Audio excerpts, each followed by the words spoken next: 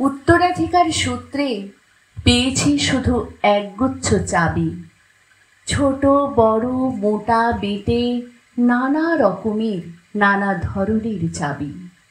মা বললেন, যত্ন করে তুলে রেখে দে।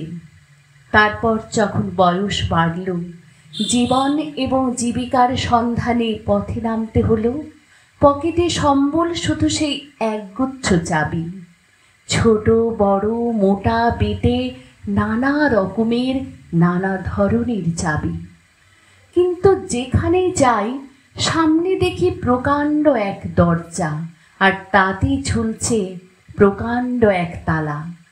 পকেট থেকে চাবির গুচ্ছ বের করি, এ চাবি সে চাবি ঘোরাই ফেরাই, লাগে না, খোলে না।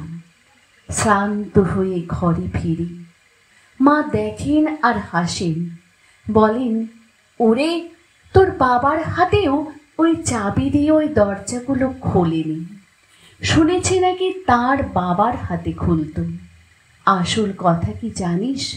এসব চাবি হলো সততার, সত্যের, যুক্তির, নিষ্ঠার। এখন আর এসব চাবি দিয়ে ওই দরজাগুলো খোলে না। তবু তুই ফেলে দিস না। তুইও যখন চলে যাবি, তোর সন্তানদের হাতে দিয়ে যাস এসব চাবির গুচ্ছ।